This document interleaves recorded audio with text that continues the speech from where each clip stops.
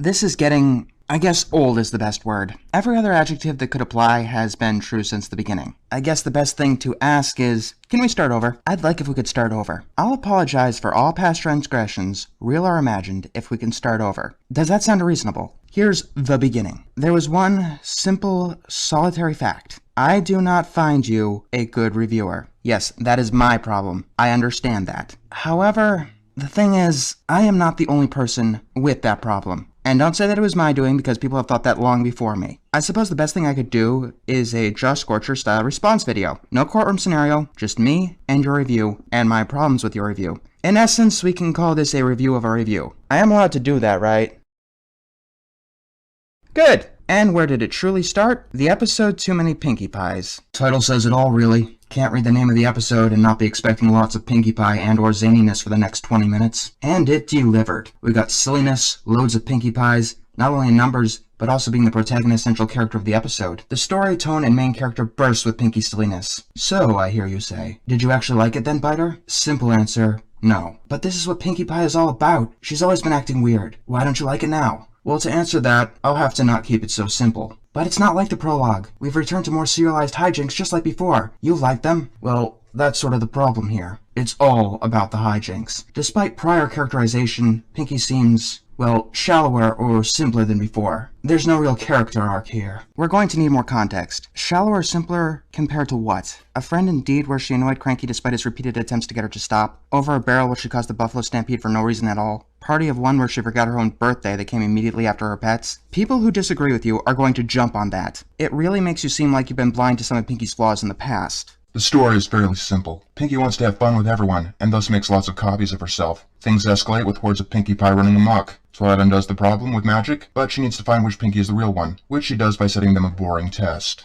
A very important part of this story is that there was only one clone for a brief period of time, so we can gauge the differences between the real Pinkie and the clone Pinkies. Your main argument is that Pinkie was out of character for this episode. By leaving that detail out, it makes it seem like you weren't paying attention. But beyond Pinkie being sorry about what she's done, and determinism to stay through the test, there's not much characterization going on here for the majority of its length. Most of our time is spent establishing the central tone of zany silliness. Being sorry about what Pinkie Pie did took up a good chunk of the episode, like when she was crying out of sorrow for the clones tormenting her friends, or when she was depressed at the table because her friends couldn't tell her apart from her clones. There are some details that you can't exclude, especially if a devil's advocate can use it against your arguments. It's a return episode for Dave Polsky, the one who penned Feeling Pinkie Keen and Over a Barrel for Season 1. The more episodes he writes, the more I get the impression that he likes writing for Pinkie, with 2 episodes featured strongly around Pinkie's quirks, whilst the other episode giving her a stupid annoying song. The problem I have with his writing style for Pinkie Pie is that she always feels simpler, dumber, or one note. Alright, let's talk about Feeling Pinkie Keen, because I'm pretty sure that Polsky was high off his ass when he wrote Over a Barrel anyway. Was she simple in that particular episode? I would say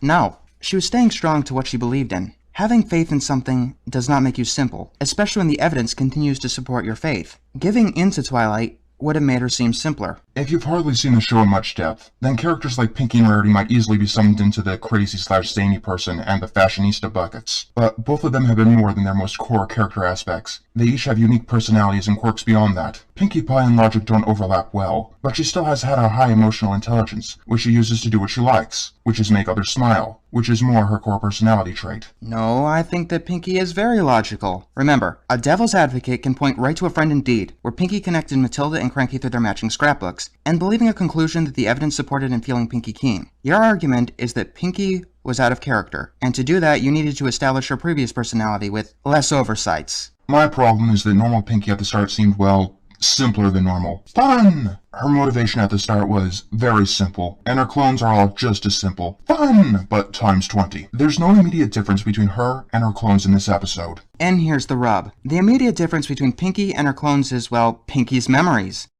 Calm yourself. There's loads of fun to be had in Ponyville with my girls. None of the clones would remember who Pinkie's friends were. Numerous other reviewers never testified to any problems determining who the real Pinkie was. In fact, I initially thought they were totally the same. That might not have been a good thing to admit, because that's really working against your point. If it helps, I rewatch each episode multiple times. Sometimes I do it with my critical faculties on, and sometimes with them off. The title promises crazy times. That's what we got. The problem was her motivation and actions at the beginning were as simple and zany as the crowd of Pinkies later on. Alright, the first problem is that this is the first real thing you've said to support your claims that Pinkie was not different to her clones in any way, and we're halfway through your review. This should have been something that you said much earlier, and then built onto that. It would have really added onto your case. Instead, your review has been making an argument that you don't really know Pinkie. Furthermore, one could actually argue that this strengthens the episode, making it even harder for the others to sort through who is the real Pinkie and who isn't. Some advice from a much better critic than myself: vagueness is never good. You gotta show us. You can't just tell us and expect us to take your word for it. That's not good. Here's something I like to do. Assume, for all intents and purposes, that you're wrong. Whenever you criticize something, assume that you're wrong. Try to come up with counter arguments to the points that you make, because you just might be wrong.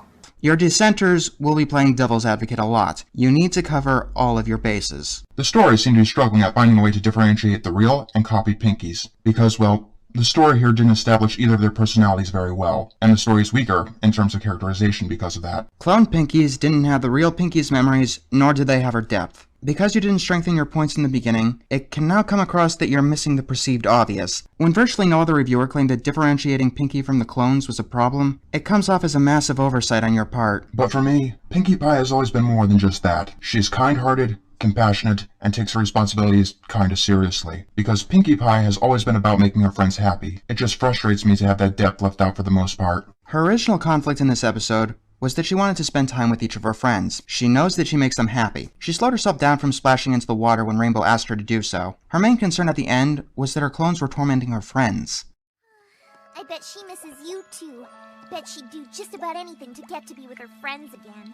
That seems kind-hearted and compassionate to me. In its place, we get our most obvious, simple characterization: zaniness.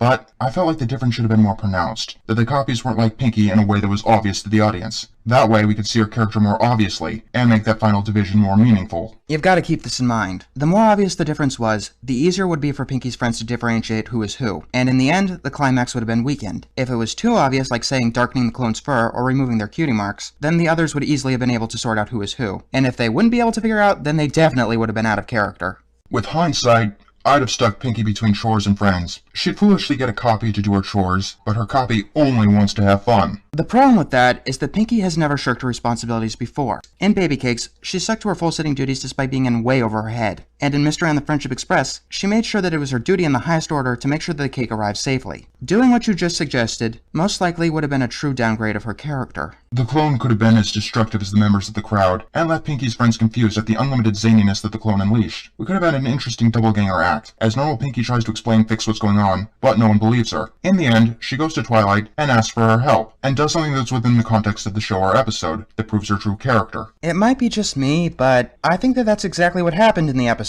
Give me a minute, let me check. I want to know right now where all you Pinkies came from. Twilight, I have to talk to you. I need your help. Excuse me, whoever you are, but I'm not talking to any of you Pinkies unless you're the real Pinkie. Something not fun at all. Any Pinkie that can't do it goes back into the pond. We'll be watching paint dry. Wow. I had to. I just had to. I couldn't leave my friends. I just couldn't. Yeah, that sounds like what happened in the episode. This just confuses me, and it makes me once again think that you weren't paying attention, since you pretty much described the end of the episode, like, point for point, just with one clone instead of many. But I don't see how that would change anything, and you didn't provide a suggestion of how it would change things. Thus providing us with ideals of responsibility, and it add new, comparative depth to Pinkie's character. Maybe involve the baby cakes, one of her past responsibilities that isn't fun but she still enjoyed doing. Pinkie shirks her chores, one of which was full-sitting the Cake Twins, so she gets a destructive clone to do the job. You might want to think these through a bit more. Furthermore, if Pinkie enjoyed full-sitting, then why would she get a clone to do it? Once again, the show isn't bad, but it misses the depth of the character present in the previous seasons. Party of One worked for me, beyond her acting weird and playing with inanimate objects, because it shed a light on her character, and I can empathize with the feeling of being unloved and unappreciated. So whilst I may still kinda enjoy this episode for its simple-minded, Pinkie acting weird times 20 is fun, writing Pinkie as the shallow, impotent protagonist didn't work here, and detracts from the episode and her character. As I said earlier, in Party of One, Pinkie forgot her own birthday, and yet she has every pony else's memorized. That seems simpler than, say, feeling guilty about how her clones are wrecking her friend's life, and that it's all her fault. I've heard the case that this episode is made to make fun of flanderization, among other things, and the clones were essentially Pinkie Pie after flanderization. Your review claims that Pinkie Pie was out of character, but it doesn't seem to show off much knowledge of the subject. much correct knowledge, and that undermines everything. There were a few good points that you did raise, such as Pinkie's simpleness in the beginning, but it was undermined by you admitting that you couldn't tell the real Pinkie from her clones, and several other points lead me to believe that you don't truly know who Pinkie Pie is. In conclusion, this review comes off as complaining that you don't know who Pinkie Pie is, and yet you claim that she's out of character. You do see how this is a problem, right? Let's move on to your follow-up, which I'm sad to say is of even less objective value. I'll say right now that I went back and I counted every instance of slapstick in each episode of the show and divided them into seasons. I also made a video showcasing every joke in Too Many Pinkie Pies that was not slapstick. I'll annotate all 4 of them here. Both of these have reviewed the episode, and both used the term slapstick for what they thought the strength of the episode was. In my last review, I focused on just the characterization, as the episode was centered on Pinkie as the protagonist. Alright, a couple of problems right off the bat. The first one has nothing to do with you, so don't worry. The first link sends me to an SSL error page. You might want to check that out. The second one, though, is over an hour and a half long. If you're going to pick reviews to sample, try to keep them, short. People are already giving their time to you, and you really don't want to impose on them more than you have to. I believe that the ANY Pony also praised the slapstick humor in his review, and his review is under 10 minutes. Firstly, yes, I must admit that Dave Polsky is mostly a writer of slapstick for this show. I might gripe with how he writes his characters, but all of his episodes have been aiming for mostly slapstick humor. But first, what is slapstick? It is basically contrived situations for the sake of humor. A pie in the face at its most basic. Okay, first of all, never use Wikipedia as a source. You are a university student. You should know that. I don't care if this is just a casual review. We do not use Wikipedia as a source. It's where research starts, not where it ends. According to these 5 sources, slapstick is physical comedy. Someone else's pain made for your pleasure. This is a contrived situation for the sake of humor. I don't believe this! Who flushes a chainsaw? That's not slapstick. This is slapstick.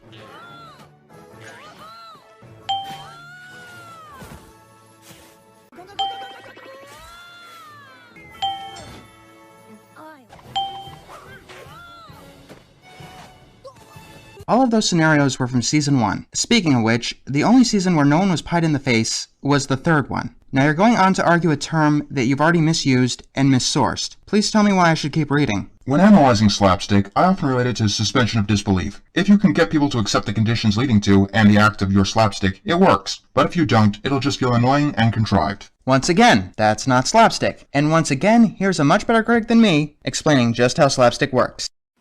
Slapstick focuses on the most important rule of comedy, that all comedy, in one way or another, is based on misery. Whether it be mocking something others hold dear, or crushing another in a perfectly timed manner, humor is that defense mechanism that acknowledges that pain is just another part of life. William Hanna and Joseph Barbera knew how to animate great slapstick. It makes sense in animation, seeing how so much of the humor relies on timing, and here, you can literally control each frame to the tiniest detail. Well, because, again, they understood that anything that can emphasize the amount of pain a character is in, usually the funnier the joke will be. The more you can feel the character's pain without making the audience cringe, the better the scenario comes off. It has nothing to do with the suspension of disbelief. Yeah, I can't believe that there was a piano in the mail truck. Still funny when Twilight gets hit with it, though. Furthermore, how can a contrived scenario for the sake of comedy not feel contrived? I'm afraid I don't follow your logic here. The best comparison in previous seasons is Fueling Pinkie Keen, also by Dave. The humor was always staged quite nicely with Pinkie's sense. Her senses, whilst contrived, I can accept, as it was the point of the episode. Alright, now you have to explain to me why you could accept Pinkie's senses that were never fully explained, but you can't accept clones that weren't fully explained. You need to be more clear. This is why it's a very good idea to have all your bases covered. It's like a Jenga tower. The more pieces you remove, the more likely the thing is going to crush under its own weight, and the closer to the source it is, the quicker it's going to fall apart. Both me and Swy want to find out what's leading to all these comedic predictive events. The senses were also not too overplayed. It was spaced throughout the episode, where it was needed, and we had action with the Hydra to help close things off, and provide contrast. You do know that not every joke in Too Many Pinkie Pies was slapstick, right? There was more non-slapstick humor there than there was slapstick humor. Believe me, I counted. You're free to make the counts yourself if you don't believe me. The ending of the episode, and the real Pinkie's depressed mood, seem to provide enough contrast. In essence, you're not helping your point. So what do we set out and work with the slapstick present in Too Many Pinkie Pies? Could I suspend my sense of disbelief on the contrivances going on to enjoy them? The episode paints Pinkie Pie to be a flat, two-dimensional character, to allow for its slapstick, which made her feel shallower and impotent, lots of moping around. You do know that the character doesn't need to be flat to have slapstick happen to them, right? That tends to happen after the slapstick does, not before. Bazing! It's actually funnier if the characters are of higher dignity, so to speak. The joke itself worked off Pinkie being random and destructive, dancing around, jumping, and making noise. The build-up was also very heavy-sided. We go from 2 Pinkies to 20 in minutes.